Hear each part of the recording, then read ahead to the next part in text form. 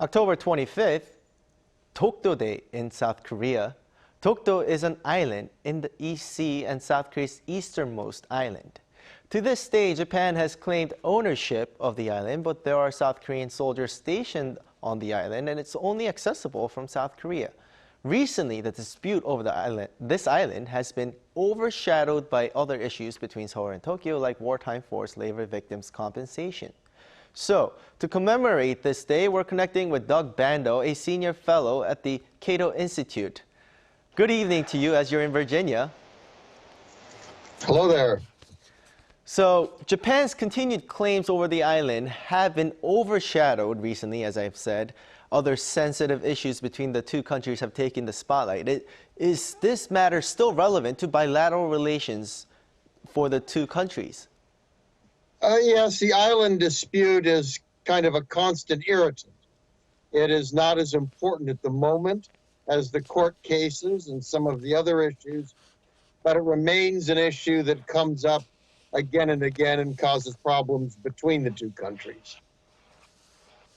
Right, and last month, and we know that the core, essential fundamentals of this dispute is whether the Sea of Japan or East Sea is the discussion. And last month, when U.S. military released info about the trilateral naval exercise, it labeled the East Sea as waters east of South of Korean Peninsula instead of the Sea of Japan. This was the first time the maritime region was labeled this way by the military.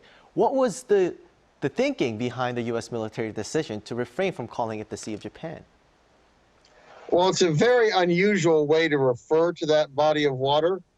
I suspect it was an attempt by the Pentagon not to get in the middle of the dispute between Japan and South Korea.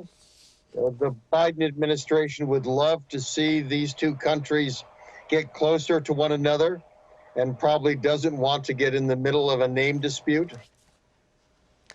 Right. So just adding on to that, so as you said, the Biden administration doesn't want to get into the middle of this dispute. How has his stance been so far, would you say? Well, Washington doesn't take a position on any of the historical issues.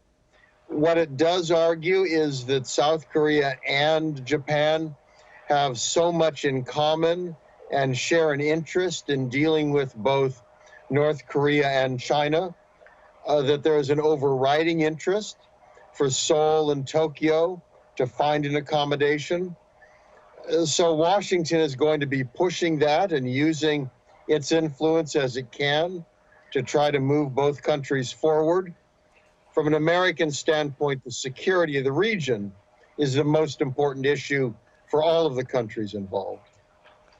Right, and this territorial dispute seems to be one without a foreseeable resolution, unlike the wartime forced labor victims who are seeking compensation and are at a late stage in their lives. Will this dispute ever come to an end, and how do you see it eventually being resolved, considering other territorial disputes that you've seen so far? Well, the territorial dispute at the moment isn't pressing, as you indicated, that there's no forcing event. Conceivably, the two countries could, come to some accommodation in terms of resource development if that was relevant.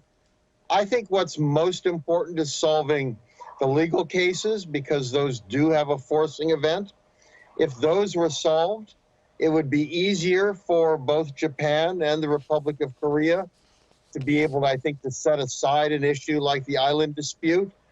But with other unresolved issues, they build on one another and each reinforce the other. Right, and I want to get into one more thing. Like you said, they build onto one another. Do you think that the territorial dispute will only get even bigger as other issues are taking the spotlight? I think the territorial dispute is kind of an add-on, which is it's a convenient one to use. Japan complained, I think it was August, because there was an ROK ship doing maritime mapping. So it constantly comes up. Nevertheless, it's not as important in practical terms as commercial relations, trade restrictions, intelligence cooperation, all of these others have been imperiled, because of these historical disputes.